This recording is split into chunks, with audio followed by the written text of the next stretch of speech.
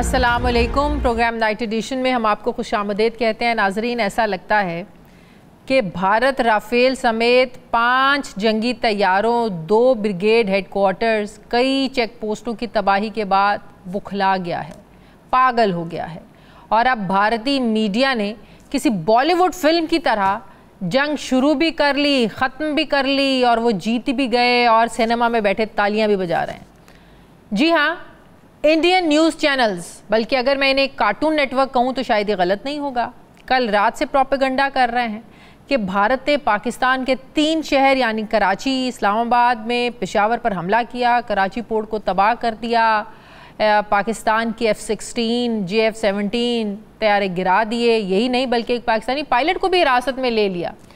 ये बातें भारतीयों को सुनने में बड़ी अच्छी लग रही होंगी, मगर ज़मीनी हकीकत से इसका कोई लेना देना नहीं है। ये वो झूठ है जो भारतीय मीडिया पाकिस्तान के हाथों अपनी ज़िल्लत को छुपाने के लिए बेच रहा है, अपनी आवाम के हाथों जलील होने से बचने के लिए बेच रहा है। गुज़श्ता रोज़ भारत की तरफ से पाकिस्तान के मुख्तलिफ शहरों में इजरायली साख्ता ड्रोन्स भेजे गए, जिनमें से अब तक 77 ड्रोन्स को तबाह किया जा चुका है। यही वो नाकामी है जिसको छुपाने के लिए भारतीय मीडिया ने एक झूठ की दुकान चमका रखी है। दुश्मन का पाकिस्तान में ड्रोन्स को भेजने का मकसद पाकिस्तान के एयर डिफेंस सिस्टम को ट्रेस करना था, यानी जब पाकिस्तान का air defence system in drones को इंगेज करे तो उनकी लोकेशन, रेंज और सलाहियत भारत के कमांड रूम में चली जाती है। लेकिन पाकिस्तान ने क्या किया? पाकिस्तान ने इन्हें अपने सॉफ्ट ट्रैकिंग सिस्टम से लॉक किया, अपने एंटी एयरक्राफ्ट गन से गिराया, यानी हमारा सरप्राइज ही रहा, क्योंकि हमारा जदीद तरीन एयर डिफेंस सिस्टम भारतीय मिसाइलों और राफेल जैसे जेट्स का उसने ऐसे इस्तकबाल किया जैसे 2019 में विंग कमांडर अभिनंदन का इस्तकबाल हमारे शाहीनों ने किया था। भारत की वजारत दिफा ने पाकिस्तान पर इल्ज़ाम लगाया कि बुध की रात पाकिस्तान ने भारत के 15 शहरों में, जिनमें राजस्थान, पठानकोट और मकबूजा कश्मीर के इलाके शामिल हैं, उनमें ड्रोन्स और मिसाइलों से हमले किए, जिन्हें भारतीय एयर डिफेंस सिस्टम ने इंटरसेप्ट करके नाकाम बनाया। जिसके बाद भारत ने पाकिस्तान में ड्रोन्स अटैक किए। मतलब कि झूठ पे झूठ बोल रहा है भारत, यानी प्याली भी अपनी और इसमें तूफ़ान भी खुद पैदा करके फतेहयाब हो रहे हैं। लेकिन नाजरीन, ये हकीकत है कि भारतीय वॉर मॉन्क ने पाकिस्तान की सॉवरेनिटी को ब्रीच किया है, हमला किया है, मासूम पाकिस्तानियों की जानें ली हैं। तो पाकिस्तान जाहिर है जवाब देने का हक रखता है। आज पाकिस्तान की तीनों फोर्सेस के सीनियर ऑफिसर्स ने इंटरनेशनल मीडिया को भारतीय जारहियत के सबूत दिए। साथ ही DGISPR ने वार्निंग दी कि पाकिस्तान का जवाब अभी बाकी है। Of such evidence available with us. These horrific stories of how India is sponsoring terrorism inside Pakistan. Pakistanis have suffered 3,896 casualties. There are 1,314 people who have lost lives, who are shaheed. So is the blood of the Pakistanis cheaper? And is this justifiable? Is this all kosher? This is not terrorism? What is this? I think it's first time in that we have seen that you shamelessly are celebrating killing of children. You are thumping your chest. Yes, that we have killed this 2-year-old Urwa Zubair and you are calling it a great national victory. This is what happened on 6th and 7th of May. Please remember this when you talk about what's happening on ground and when you ask us that what Pakistan is going to do. I ask you again, I request you to remember these pictures. They are in the conscience of the people of Pakistan and the state of Pakistan. आज पाक फौज के अफसरान ने international media को भारत की जारहियत की हकीकत, झूठे प्रोपेगेंडे की हकीकत बताई और बताया कि किस तरह ये फाशिज्म कर रहे हैं, किस तरह इन्होंने जुल्म किया है। वो सारे सबूत पेश किए पाक फौज ने। मुझे ज्वाइन कर रहे हैं ब्रिगेडियर रिटायर्ड हारिस नवाज साहब, दिफाई तज्जियाकार हैं। अस्सलाम वालेकुम, बहुत बहुत शुक्रिया ब्रिगेडियर साहब आपका। ब्रिगेडियर साहब, मैं आज ट्रांसमिशन में भी जब दोपहर में थी तो मैं ये सवाल उठा रही थी कि हर 4-5 साल के बाद जब मोदी को इलेक्शन जीतना होता है, इलेक्शन में जाना होता है, जब उसको लग रहा होता है कि हार ना जाऊं, तो वो इस तरह का ड्रामा रचाता है। तो क्या पाकिस्तान को किस तरह की अब स्ट्रैटेजी बनाने की ज़रूरत है, किस तरह का जवाब देने की ज़रूरत है कि हर 4-5 साल के बाद मोदी ऐसा ड्रामा ना रचाए, दुनिया को ये ना बताए कि पाकिस्तान ने दहशतगर्दी की है, पाकिस्तान दहशतगर्दों को सपोर्ट करता है। अब तो दुनिया भी जान गई है भारत का ये ड्रामा। तो हमें क्या भरपूर जवाब देने की जरूरत है कि हर 4-5 साल के बाद ये ड्रामा ना रचाया जाए? शाजिया, इस दफा इस चोर की जो चोरी पकड़ी गई है, ये कोई डाउट नहीं है और दुनिया को भी समझ आ गई है, और पाकिस्तान की डिप्लोमेटिक एफर्ट्स और उसके बाद हमारे मीडिया ने बहुत इसका अच्छा रोल अदा किया जिसपे इसको पूरा एक्सपोज किया है। आई थिंक जब हम अभी रिस्पॉन्ड करते हैं द वे जिस तरह हमारे शहीद हुए हैं, बच्चे छोटे 2-2, 3-3, 4-4 साल के, और उसके बाद 33 शहीद और 50-60 के करीब हमारे 1 के करीब जख्मी हुए हैं। I think they have to be accountable for that. इनको उसका हिसाब देना पड़ेगा, और जब हम इसको एक दफ़ा सबक सिखा लें अच्छे तरीके से और फिर ये मिन्नतें करें कि जी अब हमारे से डीएस्केलेशन है, तो then we should talk in clear term. हमारे पास 5-6 इनसे बातें क्लियर बात करानी है, चाहे जो भी मीडिएटर्स हों। Number 1, they will never ever talk about Indus water treaty. Yes. They will never stop our water. Number 2, they will never ever interfere in Balochistan and they will not support terrorist organization like BLA, BLF वगैरह को करेंगे। Yes. Number 3, ये अफगानिस्तान से जाके कभी Kabul embassy बैठ के TTP और ये जो है IS खुरासान पाकिस्तान ग्रुप को कभी सपोर्ट नहीं करेंगे। And they will never do terrorism in Pakistan। ये इनसे चीजें लिखवा, और they will never ever go fall flag operation। अगर कभी होता है वहां पर genuine इंडिपेंडेंट बॉडी इंक्वायरी करें, देन गिव इंफॉर्मेशन कि हाँ कौन है, we will find out at our own and then we will decide. ये सऊदी वजीर भी आए हैं, उनसे भी आज ये बातें करने की जरूरत है, सब बताने की जरूरत है। जो सालिसी करवाना चाहता है सबको ये बताने की जरूरत है। देखें, बात ये है कि ये हमारी नेशनल सिक्योरिटी कमेटी में डिसीजन होना चाहिए, where is the right forum. Even जहाँ वज़ीर मुमलिकत सऊदी के आए हैं, वी शुड टेल देम कि अगर हम ऐसे इसको छोड़ देंगे ये फिर करेगा, ये फिर चोरी करेगा। और इस दफा से इसका इलाज तो ये है कि इसकी जो पब्लिक है ना इंडियन, वो इसको जूतों का हार पहनाए जब ये पाकिस्तान मारता है इसको, और उसको जूते मारते हुए लाकर ये गुजरात के रेलवे स्टेशन पे इसको खोखे में बिठाए, चाहे जहाँ चाय बेचता था ये, क्योंकि वहाँ ये बेचे, इसकी औकात यही। लेकिन मसला ये है कि मोदी में और नेतन्याहू में कोई फ़र्क नहीं है। इसराइल ने जो फ़लस्तीन में किया, मोदी वही कश्मीर में भी कर रहा है और पाकिस्तान के साथ भी वही कुछ करना चाह रहा है। तो मेरा सवाल ये है, मैं ये उठा रही हूँ कल से सवाल, दुनिया ने इसराइल का क्या कर लिया? कितने हाथ रोक लिए इसराइल के? कितने हाथ रोक लिए दुनिया ने भारत के कश्मीर में जो इसने इतना जुल्म किया? हम दुनिया से क्यों तवक्को लगाए बैठे हैं सर? नहीं, सेकंड हमें यही बात करनी है। और थर्ड कि जी नाउ यूनाइटेड नेशन अब ये इंटरनेशनलाइज इशू हो गया है, बल्कि ये नरेंद्र मोदी ने पागल ने इसको इंटरनेशनलाइज इशू करा दिया। नाउ जब पाकिस्तान कहता था कि Kashmir is a nuclear flash point, now I think the whole world recognises कि ये वाकई न्यूक्लियर फ्लैश पॉइंट है, and this dispute must be resolved amicably under the resolution of United Nation के जी प्लेबिसाइट का राइट दे कश्मीरियों को। ये चीज़ें इस वक्त सेटल होनी चाहिए ताकि ये परमानेंट इसको एक दफे इसका हल निकाल लें, और ये बहुत ज़रूरी है। ये इंडिया ये अखंड भारत तो 4 का टोला है। ये नरेंद्र मोदी, अमित शाह, राजनाथ सिंह, अजीत डोभाल, ये बाकी जमान नहीं समझते। इनके सर पे डंडे मार के फिर ये राम राम करेंगे और फिर इंसान बनेंगे। दुनिया आपको डंडे मारने देगी सर? दुनिया मारने देगी, हम खुद हम मारेंगे। देखें आप, इनके ना ये एयरफोर्स इस्तेमाल कर सकते हैं, इनकी ख़त्म, ना ये ग्राउंड फोर्स इस्तेमाल कर सकते हैं, अनट्रेंड अनप्रिपेयर्ड, जो हमने इनका कश्मीर में हाल किया है, ना ये नेवी इस्तेमाल कर सकते हैं। इनके पास है कि ड्रोन उठा रहे हैं, खिलौने आते हैं और सारे के सारे मार के गिरा दिए।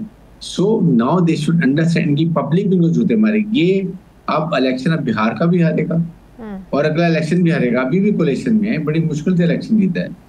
ये हर इलेक्शन में ये करता है, इसलिए हमें इसको अब इसका मुंह काला चेहरा पूरी दुनिया को देख लिए, इसने खुद दिखा दिया, अल्लाह ने दिखा दिया जैसे ये करता है। तो अभी तो हमने अपना डिफेंस किया है ना, अभी तो हमने अपना दिफा किया है क्योंकि इसने हमला किया है। अभी जवाब किस नौयत का जवाब देने की जरूरत है? जवाब ऐसा जाना चाहिए कि इसकी नस्लें याद करें, इसको पता चले कि हम मिलिट्री टारगेट कौन कौन से हिट किए, हमने सारे लॉक किए हुए, we will not go to any civilian targets, बिल्कुल नहीं। हमारे में इनमें बहुत फर्क है, हम मुसलमान हैं, हमारे रिलीजियस ऑब्लिगेशन है, हमारे एथिक्स हैं, हमारे वो एक मॉरल्स हैं, हम वो नहीं करेंगे। लेकिन command and control headquarter, military headquarter, उसके कम्युनिकेशन सेंटर, इनके air defence system, we can play help with them. इनको समझ नहीं आएगी इनका क्या हो, इसलिए तो इनके हाथ पांव फूल रहे हैं, ये इसलिए तो मिन्नतें कर रहे हैं जाके। अब सबकी मिन्नतें करिए, खुदा के लिए बचाओ। ये झंडे जो खड़े कर रहे हैं, ये क्यों झंडे खड़ी कर रहे हैं? 2019 में मोदी ने कहा था राफेल होते तो सूरत हाल डिफरेंट होती। और राफेल होते सूरत हाल मुख्तलिफ होती। और आज जिन्होंने राफेल दिए वो पीट रहे हैं, वो सर पीट रहे हैं, किसको दे दिए हमने। जो मैं याद है, ये इसने जब वो पहला जहाज लिया था तो राजनाथ सिंह गया हुआ था वहां पर, ये लीमू और वो नारियल उनके टायरों के नीचे रख के पता नहीं क्या कुछ मंत्र पढ़े थे बैठा भाई। ठीक है, तो अब वो कहेंगे कि हमने इनको चाहिए, इनसे वापस ले लें और आधी कीमत वापस ले लें, और बल्कि आई वुड से या पाकिस्तान को 5 वो एज ए गिफ्ट करें और कहें इनको इस्तेमाल करके बताओ इस्तेमाल कैसे करते हैं पाकिस्तानी, ताकि इनको पता चले इस्तेमाल कैसे होता है। They are bloody idiots, yes they are bloody, इनको पता ही नहीं कि तो this is what it is. अभी इनको ये लेसन मिलना चाहिए ताकि आइंदा ही ऐसी कभी हरकत ना करें। बिल्कुल सही, बहुत बहुत शुक्रिया ब्रिगेडियर हारिस नवाज साहब, दिफाई तज्जियाकार, बहुत शुक्रिया आपने वक्त दिया। मुझे ब्रेक लेनी है नाज़रीन, वापस आते हैं एक छोटे से वक्फे के बाद।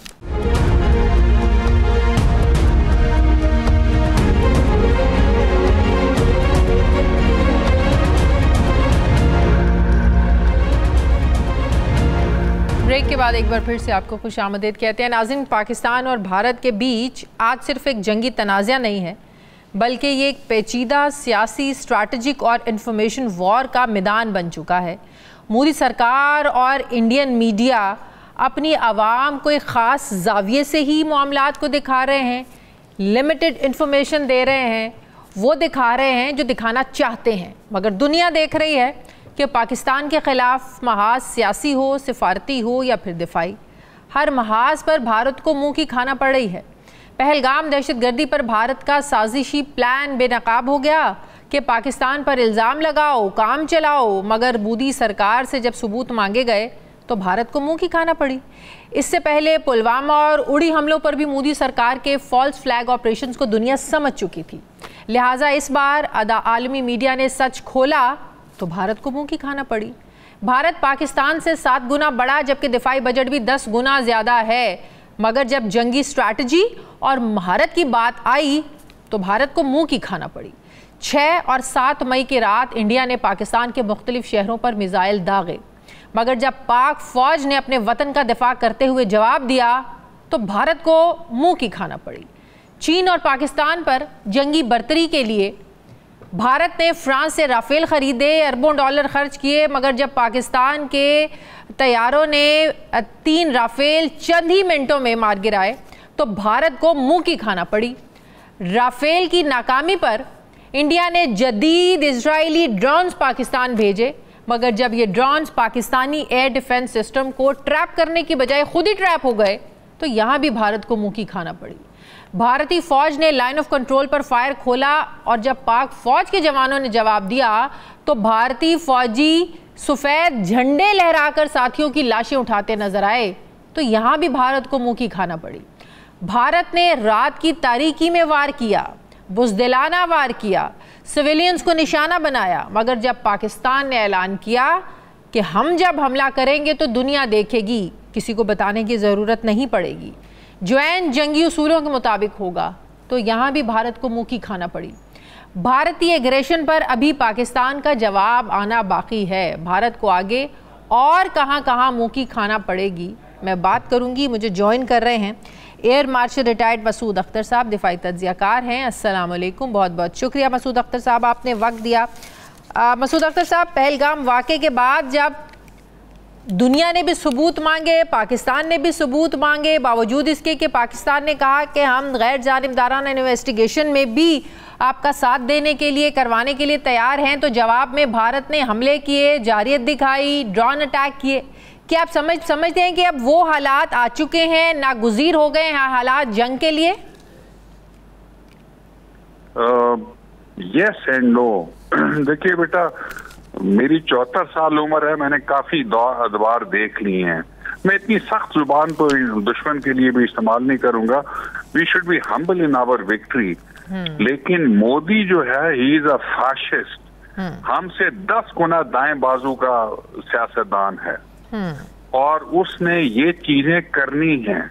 हमें आदत पड़ी हुई थी कांग्रेस लीडरशिप की, हमें आदत पड़ी हुई थी best statesman of the south Asia Vajpayee की। वो हमसे कारगिल हुआ, उसने कहा कोई बात नहीं, आके बात कर लेते हैं। आगरा हुआ, उसने कहा कोई बात नहीं, बात कर लेते हैं। और उसने और मुशर्रफ ने ऑलमोस्ट कश्मीर मसला हल कर दिया था, बावजूद वो नहीं हो पाया। मगर याद रखने की चीज है, मोदी तो यही करेगा जो आप कह रही हैं। उन्होंने 150 किलोमीटर अंदर उनके ये इंसिडेंट हुआ, डीप स्टेट ने शायद करवाया। आधे घंटे की बजाय 1 मिनट के अंदर उन्होंने FIR दर्ज कर ली। आज तक वो 6 बंदे पकड़ नहीं पाए। 6 लाख की फौज प्रोटेक्शन नहीं दे सकी। बहुत सारे लोग बहुत सारे सवाल पूछ रहे हैं, उनके कोई जवाब नहीं है मोदी के पास। जब पाकिस्तान एक न्यूट्रल इन्वेस्टिगेशन की बात करता है, दैट मेक्स सेंस। लेकिन मैं जो एक आपको उसका कौन साइड बता दूं, आज the powers that matter, America, Europe, Israel, Australia, Germany, ये सारे भारत के साथ हैं कि वाकई भारत के साथ ज्यादती हुई है। मगर वो भारत के साथ वहां नहीं है कि वो जंग कर सके हमारे साथ। तो उसने जब ये लिमिटेड अगर वो ना रोकते, भारत ने all along the border war छेड़ देनी थी। याद रखिए बेटा, 5 दफा इंडिया ने कोशिश की और मुसम्मम इरादा कर लिया कि पाकिस्तान पे अटैक कर दे और अलोंग द बॉर्डर। कब? बॉम्बे के बाद। उसके बाद कालू चक का इंसिडेंट हुआ, पार्लियामेंट अटैक हुआ, फिर ब्रास टैक्स हुआ, इवन कारगिल के आखिरी दिन they threatened a full-fledged war. That is when we went to America. और बिल क्लिंटन ने जब नवाज शरीफ को कहा कि please climb down now because there is no other choice, उन्होंने कहा कश्मीर को बीच में साथ नहीं करें। उन्होंने कहा no, we will not do that now, otherwise be prepared for a full war. तो पावर सेट भी उन्होंने यहां तक तो रोक दिया। लेकिन जो आप कह रही हैं बिल्कुल सही कह रही हैं, दुश्मन को आप जो मर्जी कह लें, वो दुश्मन है, एडवर्सरी है हमारा। वो हमारे साथ बलूचिस्तान में जो कर रहा है वो कर रहा है, मगर उसने ऐलान किया हुआ है कि मैं करूंगा, मैं बंदे खरीदूंगा। उसने बंदे खरीद के, तो ये फिर हमारे लिए जवाब नहीं है कि हमारे पास तो सबूत भी हैं कि BLA को ये सपोर्ट कर रहा है, BLA के जो दहशतगर्द हैं वो इंडिया नहीं पाले। अब पाकिस्तान पर वो हमले करता है, पहलगाम को जवाब बनाकर, पुलवामा को जवाब बनाकर, तो हमें तो ये अल्टीमेटली जवाब मिल गया कि BLA के में बलूचिस्तान में जो कर रहा है, तो हम भी इन पे अटैक करें। नहीं, देखिए, आइसोलेशन में इस ग्लोबलाइज्ड इंटरडिपेंडेंट वर्ल्ड में नहीं रहा जा सकता। आज BLA के ऊपर इमेजिन के we have an insurgency, Assam में उनकी इंसर्जेंसी हो रही है। याद रखिए कि दुर्लत जो कि रॉ के चीफ रहे हैं और एक आज जो डायरेक्टर रहे हैं, उन्होंने साफ कहा है, मुशर्रफ ने इंडिया में बैठ के साफ कहा कि yes we are helping your insurgencies the way you are helping our insurgencies. So ये टिट फॉर टैट होता रहता है। यूरोप की तरह जब तक साउथ एशिया नहीं सीखेगा बतौर अच्छे हमसायों के रहना, और उसमें ये बात सही है, भारत हमसे 7 गुना बड़ा मुल्क है। अगर इतना बड़ा मुल्क है तो उसको डिसेंसी के साथ और डिग्निटी के साथ बिहेव करना आना चाहिए। लेकिन यूरोप ने भी कब सीखा? हेजेमनी चाहता है। देखिए, यूरोप ने भी कब सीखा? इतने नुकसान के बाद वो जंग जो आज भी वो लोग बात करें तो उनकी आंखों से आंसू निकल आते हैं। क्या हमें उस एक्सपीरियंस से गुजरना है? फिर सीखेगा ये एशिया? सही बात है, सही बात है। नहीं, बट देखिए, इमोशनलिज्म से ये मसला हल नहीं होगा। पाक फजाइया ने, I am a very proud sky blue warrior, यकीन कीजिए जो पाक फजाइया ने मिरेकल पुल किया है उसकी सालों तक बात होती रहेगी। आज DCS ऑपरेशन कह रहे थे कि this is the first time कि 60 मिनट से ज्यादा की gruelling BVR beyond visual range fight हुई है। उन लोगों का कितना पसीना निकला होगा पायलट्स का, कंट्रोलर्स का, चीफ ऑफ एयर स्टाफ का और एयर स्टाफ का उस 1 घंटे में। You people simply can not imagine जो सिपाही इस वक्त LOC के ऊपर लड़ रहे हैं, so they are the ones who actually bear the brunt. लेकिन आप बिल्कुल सही कह रही हैं, हमें अपना मुल्क भी ठीक करना होगा। मोदी ऐसे ही बिहेव करेगा। और उसने अभी आपने कांग्रेस की बात करी, लेकिन जब हम अखंड भारत की बात करते हैं उसको लेकर कांग्रेस हो, बीजेपी हो, ये सारे इकट्ठे हैं। अब बिल्कुल ये बात बिल्कुल सही है कि पाकिस्तान को इन्होंने तस्लीम ही नहीं किया। ये तो चाहते हैं कि पाकिस्तान को भी खत्म कर दें, बांग्लादेश भी ना रहे, भूटान, बांग्लादेश, मालदीव, ये तो चाहते हैं जो अखंड भारत का नजरिया ये सबका वहां एक जैसा है, कांग्रेस हो या बीजेपी हो। बेटा मैंने बहुत अदवार देखे हैं, हमने मनमोहन सिंह की गवर्नमेंट भी देखी है, नेहरू की गवर्नमेंट भी देखी है, मोरारजी देसाई की भी देखी है, वाजपेयी की भी देखी है। याद रखिए कि वाजपेयी ने कहा आओ हम बात करके मसला हल करें, and he almost solve the मसला।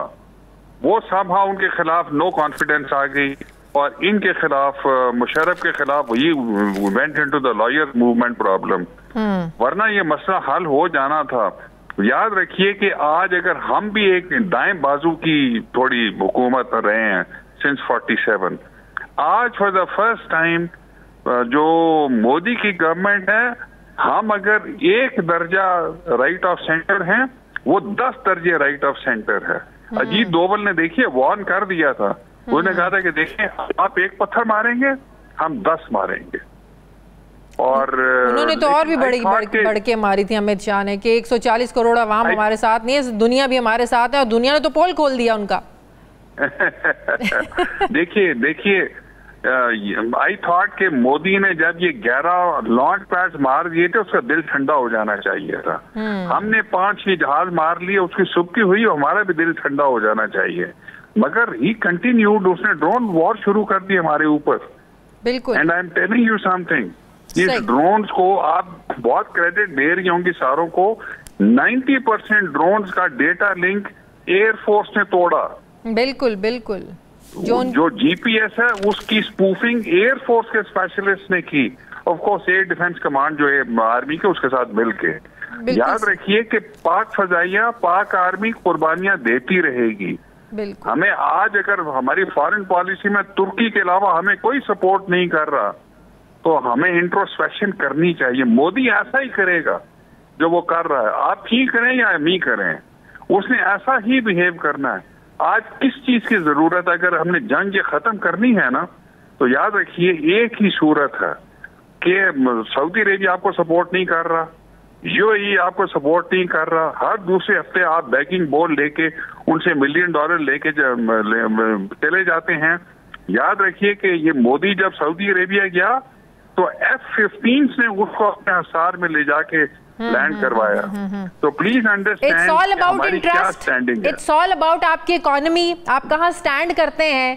देखें कोई दुनिया में किसी का दोस्त नहीं है, इट्स ऑल अबाउट इकोनॉमी के इंटरेस्ट और ये सारे जो मामलात हैं, ये इसीलिए बेहतर नेशन बनना चाहिए हमें अच्छा करना चाहिए। मोदी ऐसा ही रहेगा, बिल्कुल उसी तरह बिहेव करेगा। आपको जाना पड़ेगा शी जिनपिंग के पास कि please talk to Putin, please talk to Trump. Trump कहता है मैं मोदी का दोस्त हूँ, उसने 5 दफा तो रोका था अमेरिका ने, आज ट्रम्प है। तो ये तीनों दबाव डालें ताकि, वरना मोदी आप सही कह रही हैं, मोदी एक फाशिस्ट ईवल है, वो करेगा ऐसा ही। सही, बहुत शुक्रिया, पाकिस्तान को उलझा के रखेगा। बिल्कुल सही, बहुत शुक्रिया। एयर मार्शल रिटायर्ड अख्तर साहब मेरे साथ है, बहुत शुक्रिया आपका। मुझे ब्रेक लेने नाज़रीन, वापस आते हैं वक्फे के बाद।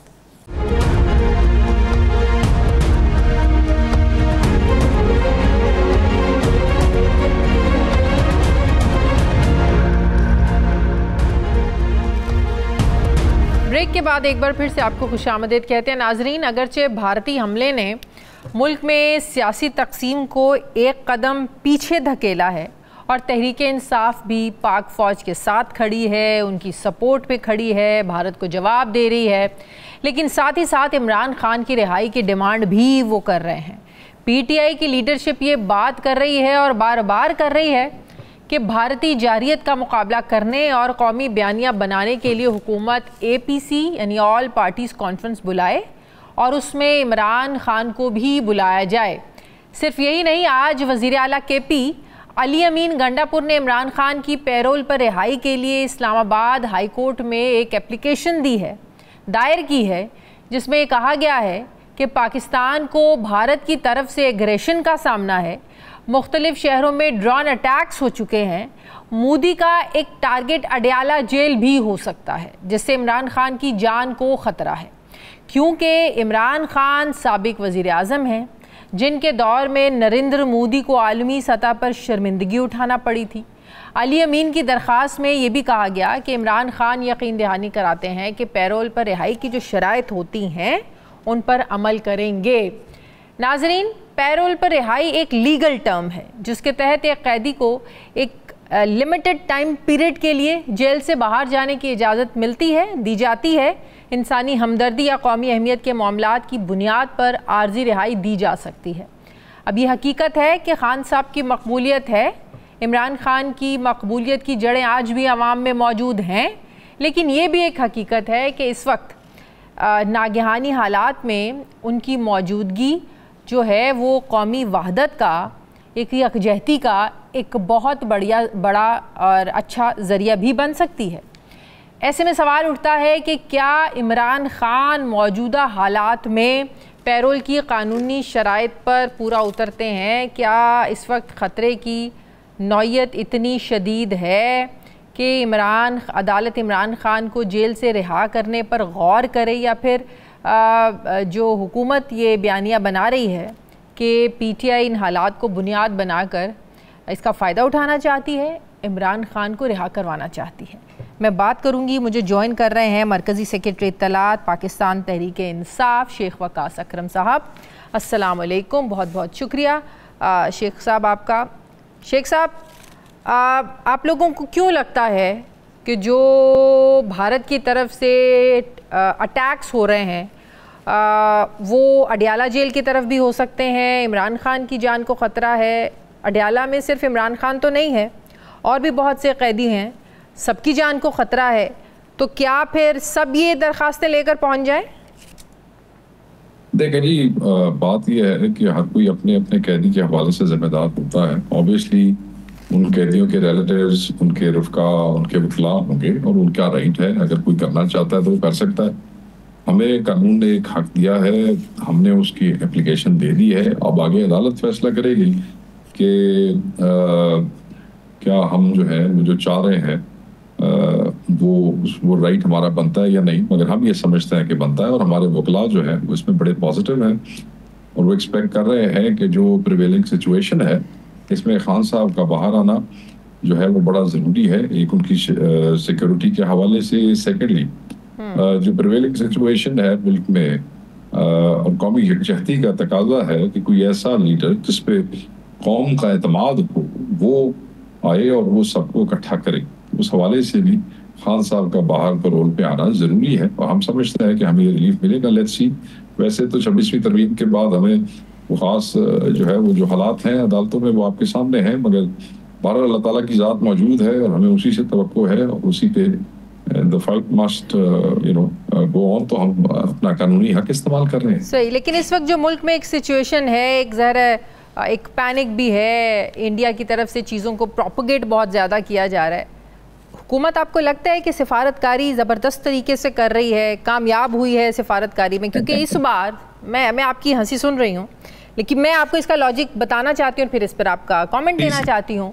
सिफारतकारी इस लिहाज से कि भारत ने हमेशा जो बयानियाँ बेचने की कोशिश की कि पाकिस्तान एक टेररिस्ट स्टेट है, पाकिस्तान दहशतगर्दों की पनाहगाह है, पाकिस्तान दहशतगर्दों को सपोर्ट करता है, इस दफ़ा दुनिया ने बयानियाँ बाय नहीं किया। दुनिया ने उल्टा सबूत मांगे हैं, इदारे सबूत मांग रहे हैं जो भारत देने में नाकाम रहा और वो जारियत पर उतर आया। तो ये आप मानते हैं कि सिफारतकारी में पाकिस्तान ने कामयाबी हासिल की है? इस वक्त दुनिया पाकिस्तान के बयानिए के साथ खड़ी है कि हाँ सबूत दो। ये बड़ी अच्छी बात है और ये ऐसे ही है कि दुनिया सबूत मांग रही है। उसकी वजह ये नहीं है कि ये निकम्मी नाअहल फॉर्म 47 की गवर्नमेंट की जो डिप्लोमेसी है वो कोई बड़ी आला है और उस वजह से ऐसे हुआ है। एक अकाउंटेंट को जो इन्होंने जिससे सारी जिंदगी फल पे जो है वो फिगर्स के ऊपर वो करवाया, उससे आप फॉरेन मिनिस्टर बना के अगर आप समझते हैं कि डिप्लोमेसी आपकी उस पर होगी है, तो नहीं, मैं इससे एग्री नहीं करता हूँ। देखिए, दोनों न्यूक्लियर स्टेट्स हैं, जैसे खान साहब ने उस दिन अपने मैसेज में कहा था कि जौहरी फ्लैश पॉइंट्स हैं, और जब तक कि इस किस्म की टेरिटोरियल बाउंड्री जो है, जोग्राफियाई हदूद दोनों मुल्क एक दूसरे की या एक मुल्क किसी दूसरे मुल्क की क्रॉस ना करे, तब तक ऐसे ही है, तुम दहशतगर्द, मैं दहशतगर्द, उसने उस पर इल्जाम लगाया, उसने उस पर इल्जाम लगाया। मगर अब जबकि दोनों, एक तरफ से एडवेंचर हुआ है फॉल्स फ्लैग ऑपरेशन के बाद, और दूसरी तरफ से भी दूसरा मुल्क भी तैयार है, और उसने उनके हथियारे भी मार गिराए हैं, उनके ड्रोन्स भी ऑन डेली बेसिस वो गिरा रहे हैं, और कौम जो है वो भी हिंदुस्तान को और इस मोदी को जवाब देने को तैयार है। तो फिर सिचुएशन, उनके यहाँ पे सफीर यहाँ पे बैठे हैं, वो देख रहे हैं कि क्या हो रहा है, फिर वो रवैये और एटीट्यूड नहीं होते, फिर दुनिया जो है वो हिसाब से चलती है। और मैं ये समझता हूँ कि वही चीज़ है, इस नथिंग। कौन से स्पेशल एनवॉयज गए हैं, आप मुझे बताएं, कौन सी स्पेशल डिप्लोमेटिक एफर्ट्स हुई है, कुछ आप बताएं मुझे। एक तो सऊदी वजीर आज आए हैं, ईरान हमारे साथ खड़ा है, हर कोई सालिसी की बात कर रहा है, टर्की हमारे साथ है, चाइना हमारे साथ है, अमेरिका भी। का मतलब ये नहीं होता, देखिए, सालसी का ये मतलब नहीं होता कि किसी एक की साइड ली जा रही है। सालसी का मतलब ये होता है, आप देखें कि सऊदीज के हमारे से बड़े अच्छे ताल्लुकात हैं। एट द सेम टाइम जब ये सारा मामला हुआ, उस वक्त मोदी जो था वो रियाद में मौजूद था, और उसको किस तरीके से गार्ड ऑफ ऑनर दिया जा रहा था। उनके डिफेंस मुआहदे भी हैं आपस में, तो वो तो दोनों मुल्कों के साथ इस वक्त उनके मामला इसी तरीके हैं। पाकिस्तान से भी उनके बड़े गहरे और देरीना और एक मतलब एक स्पेशल रिलेशनशिप है सऊदीया की पाकिस्तान से। But on the other hand पिछले कई सालों के दौरान उन्होंने हिंदुस्तान के साथ भी एक रिलेशनशिप डेवलप की है, जिसमें मुआहदे मौजूद हैं और ग्राउंड आपको भी पता है इस बात का। तो सालसी का ये मतलब नहीं होता। बहरहाल, अगर कोई सालसी की बात करता है तो वो बुरी बात नहीं करता है। जिसने एडवेंचर की है, बिल्कुल उसको, हमारी 26 से 30 शुहदा हैं, लाशें हैं, मसाजिद हमारी वो ही है। ये हिंदुत्व डॉक्ट्राइन जो है वो यहाँ नहीं चलेगी, उसका हिसाब तो देना पड़ेगा ना किसी को। ऐसे तो नहीं हो सकता कि आप आए, आप एडवेंचर करें, फिर आप दफा हो जाए और उसके बाद लोग आपकी सालसी करा दें और आप हशश करा दें। ऐसे तो नहीं होता। लेकिन जिस तरह ज़ाहिर है इस वक्त जो कुछ हो रहा है हुकूमत की स्ट्रैटेजी से, पाक फ़ौज की स्ट्रैटेजी से हो रहा है, इतना तो सपोर्ट करें, इतना तो शाबाश दें, इतना तो आप लोगों को चाहिए कि इस हुकूमत के साथ खड़े हों कि जो कुछ हो रहा है ज़ाहिर है इस हुकूमत की स्ट्रैटेजी से ही हो रहा है ना। देखिए, पहली बात यह है कि पता नहीं आप, मैं समझता हूँ आप इस मुल्क के सिस्टम को समझती हैं और बिल्कुल समझती होंगी ऑब्वियसली, मगर मैं जो थोड़ा सा समझता हूँ, मैं ये समझता हूँ कि अगर कोई ये समझता है कि हुकूमत की स्ट्रैटेजी के ऊपर फौज जो है वो हिंदुस्तान का मुकाबला कर रही है, तो मैं थोड़ा सा I would back to differ. I mean, हमें किताबी बातों की बजाय ना मुल्क की जो हकायक हैं वो देखने चाहिए। उस हवाले से मैं समझता हूँ कि जो जवान हमारा लड़ रहा है, जिसके साथ हम सब हैं, आप भी हैं, मैं भी हूँ, और मैं बार बार कहता हूँ कि उन जवानों की माओं को भी सलाम है जो आपकी मेरी हिफाजत के लिए बेचारे खड़े हैं और डट के शहादतें भी देने को तैयार हैं और बाजी भी है, वो सब कुछ कर रहे हैं। वो उस हद तक तो हम सब इकट्ठे हैं, यकजा है। ये लड़ाई है हमारी हिंदुस्तान से, वो हमारा दुश्मन है, वो आएगा, हम उसको मारेंगे, इसके ऊपर कोई कौम में कोई दो राय नहीं है। मगर कोई ये है कि ये इनकी स्ट्रेटजी और ये कुछ कर रहे हैं, ये तो निकम्मे नाहल नकारा लोग नहीं, नादे पीछे कुछ ऐसी कोई नहीं है। जाती सियासत करने के लिए बड़े वक्त आने हैं, बड़े मौके आने हैं, बड़ा टाइम आना है। बात करनी जाति की क्या बात है? मैं एक आदमी का मैं समझता हूँ, आपने मुझसे मेरी राय पूछी है, जाती सियासत नहीं है। आपने मुझसे राय पूछी है, मैं कहता हूँ नहीं, वो they are not doing it, they are not capable of doing it. जिन आदमियों से पहले दिन 1.5 दिन तक उनसे जवाब नहीं बन पाया, जो कि फौज का काम नहीं था, जो कि हुकूमत का काम था, जो इसके वजीर दिफा का काम था, जो इसके वजीर खारजा का काम था, वो वजीर दिफा जो कहता है 30 साल तक हम डर्टी बिजनेस करते आए हैं अमेरिका के कहने पे, जो कहता है कि वो सोशल मीडिया से मुझे पता चला है कि वो चीजें वो जो गिरा दी हैं वो सारा, ये आप उनको कह रही है कि उनकी स्ट्रैटेजी चल रही है, जिनको खबरें मिल रही हैं जंग की सोशल मीडिया से।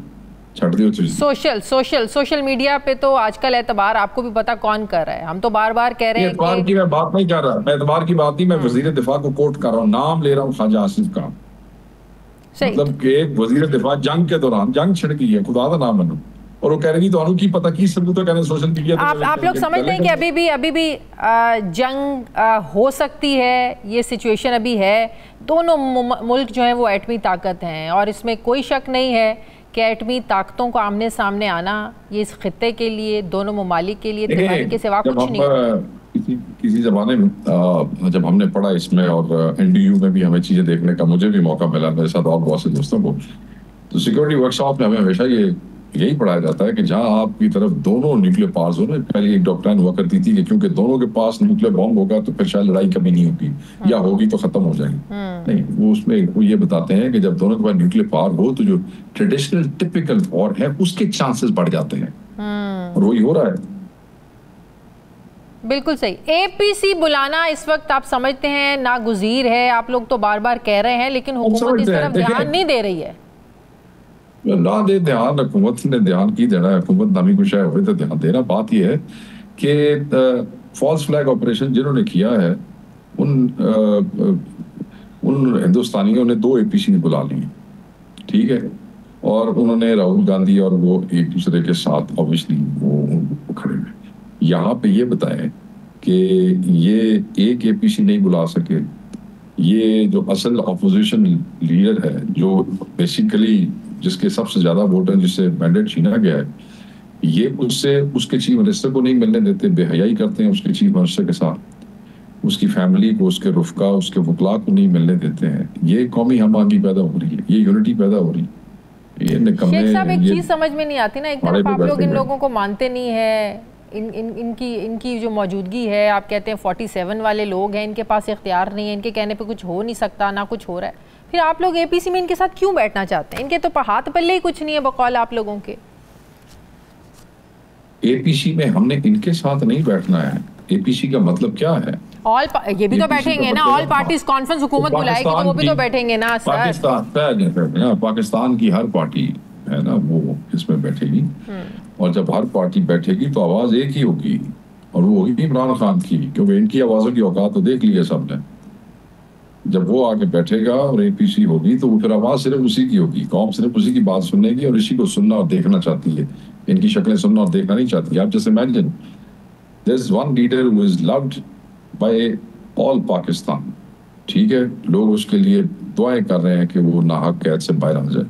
जब वो बोलेगा और जब वो दुश्मन की आंख में डाल के बात करेगा तो वो नैरेटिव क्या होगा? इतने तुसी फॉर्म 47 वाला था तारक बहा के कहते वे तू नैरेटिव बना, वो तो कहने दे। वैसे पिछले 4-5 दिन से हम जो सिचुएशन देख रहे हैं, इमरान खान का चैनल्स पे भी, मीडिया पे भी उस तरीके से वो बात हो नहीं रही है, क्योंकि इतना पैनिक क्रिएट कर दिया गया भारत के झूठे प्रोपेगेंडे की वजह से कि कौम तो फौज के साथ खड़ी हुई है।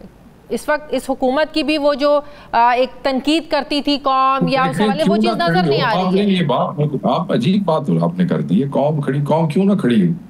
कौम पाकिस्तानी को ही है। इमरान खान खुद कहता है कि ये मुल्क भी मेरा है और ये फौज भी मेरी है। आपका क्या ख्याल है कि हिंदुस्तानी जो है वो ड्रोन और जहाज लेके अंदर घुस रहे हैं तो हमने ये करना है?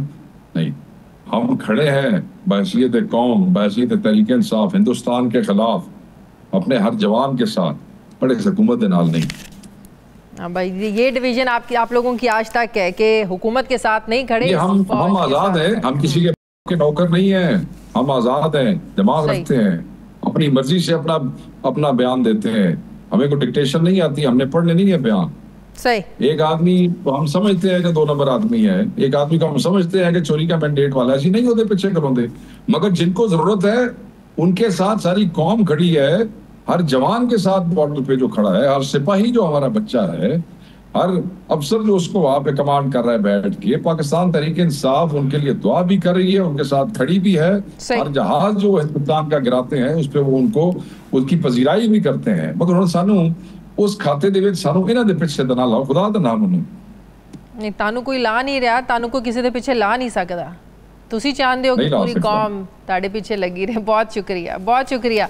असली नहीं चाहते, असली नहीं चाहते, कौम चाहती है और कौम आप लगी जे, कौम बोल रही। सही, ठीक है, बिल्कुल जी। बहुत शुक्रिया शेख वकास अकरम, सेक्रेटरी इत्तलात PTI, बहुत बहुत शुक्रिया, आपने वक्त दिया। मुझे ब्रेक लेनी है नाज़रीन, वापस आते हैं वक्त के बाद।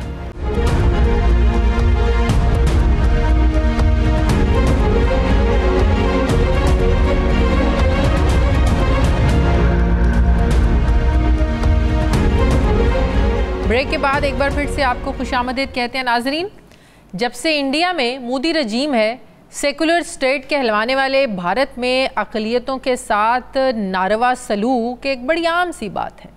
सिख हों, मुसलमान हों या कोई और दूसरा मज़हब, मोदी सरकार हमेशा से ही जो माइनॉरिटीज़ हैं उनको अहमियत नहीं देती हैं। पाकिस्तान और भारत के दरमियान टेंशन का फ़ायदा उठाते हुए मोदी सरकार ने भारतीय पंजाब में सिखों को पाकिस्तान से मुतनफ़र करने की साजिश की, जो पकड़ी गई। 2 रोज़ पहले भारतीय पंजाब के शहर अमृतसर, भटिंडा और गुरदासपुर में धमाकों की आवाज़ें सुनी गई, जिसके बाद इंतज़ामिया ने पूरे शहर में ब्लैकआउट कर दिया।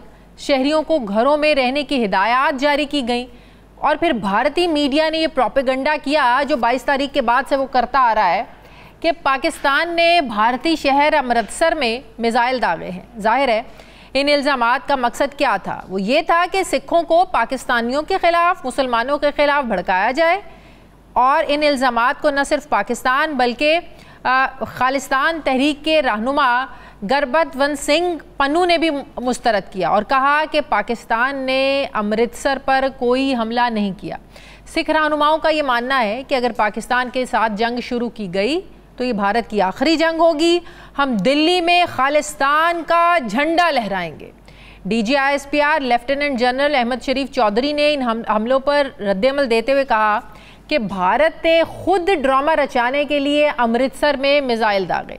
सवाल यह है कि क्या भारत इस तरह के फॉल्स फ्लैग ऑपरेशन करके सिखों के दिलों में पाकिस्तानियों के लिए नफरत पैदा कर सकता है क्या? नाजरीन, पाकिस्तान से सिख रहनुमाओं का रिश्ता आज से नहीं बल्कि दहाइयों पुराना है, जिसकी सबसे बड़ी वजह पाकिस्तान के सूबा पंजाब के शहर ननकाना साहब में सिख मज़हब के बानी बाबा गुरु नानक देव का जन्म स्थान है, जबकि करतारपुर में बाबा जी आखिरी वक्त तक रहे। और यही वजह है कि सिख कम्युनिटी पाकिस्तान की ज़मीन के साथ उनकी एक ख़ास अक़ीदत है, एक ख़ास फीलिंग है, एक ख़ास रिश्ता है। और हुकूमत पाकिस्तान की पॉलिसी भी सिख कम्युनिटी के लिए हर हाल में, हर दौर में बड़ी ही सॉफ्ट रही है। गुज़श्ता दिनों जब भारत ने अपने मुल्क से पाकिस्तानियों को निकाला तो जवाब में पाकिस्तान ने भी भारतीयों को मुल्क छोड़ने का इंदिया दिया, लेकिन जो भारतीय सिख थे उन्हें पाकिस्तान ने रिलैक्स किया। नाजरीन, पाकिस्तान की सिखों के लिए सॉफ्ट पॉलिसी और सिखों के दिलों में पाकिस्तान के लिए प्यार किसी भी सूरत मोदी हुकूमत को भाता नहीं है। लिहाजा वो चाहता है कि उनके दरमियान नफ़रतें पैदा हों, दरारें पैदा की जाएं।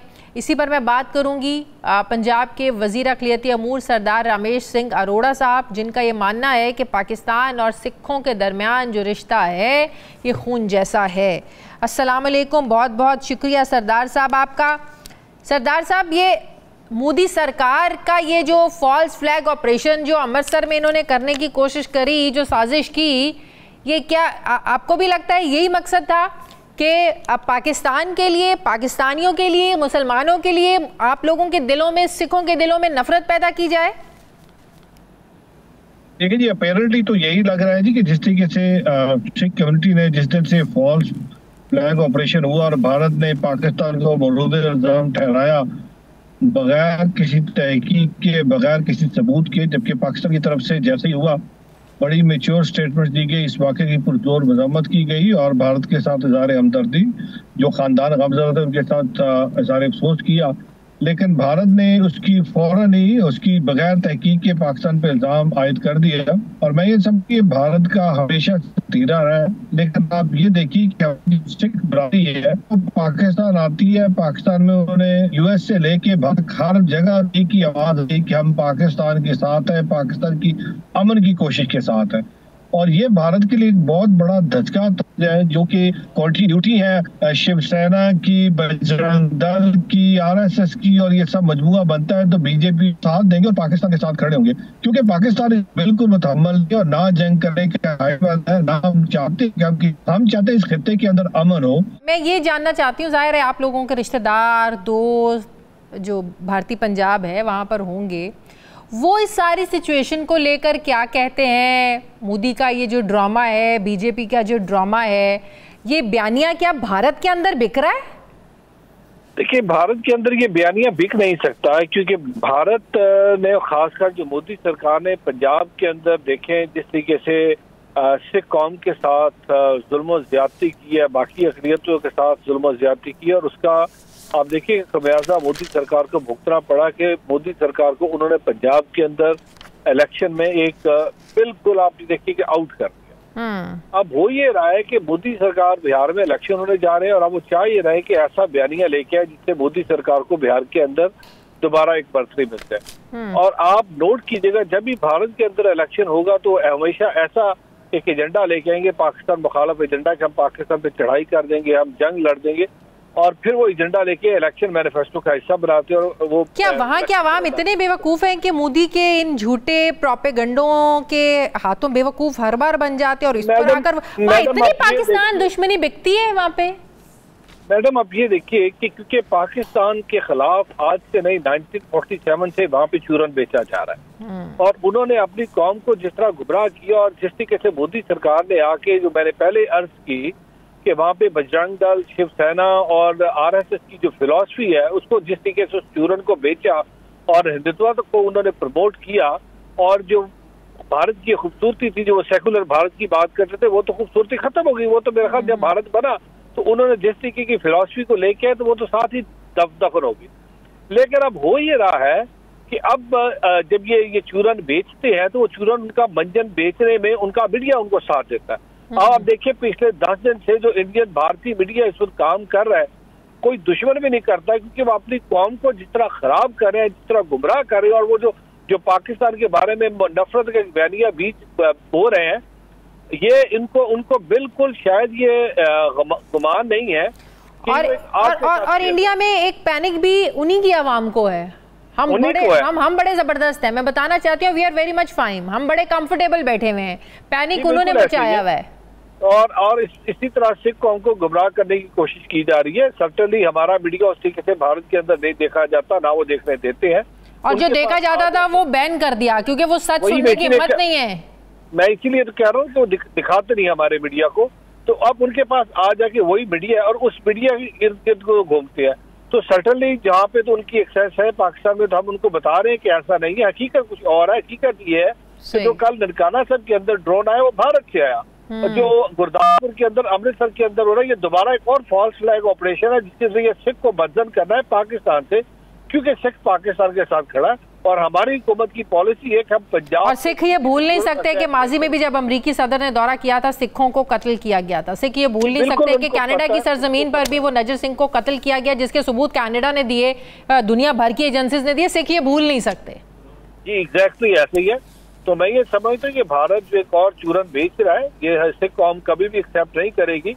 एक और जो 1984 में जिस तरीके से अकाल तख्त साहब पे अटैक हुआ था और सिख जेनोसाइड हुआ था, वो दोबारा सिख कौम कभी भी मोदी सरकार को ये इजाजत नहीं देगी कि दोबारा ननकाना साहब पे, करतारपुर साहब पे या भारत के अंदर जो हमारे ऐतिहासिक स्थानों पे अटैक करे।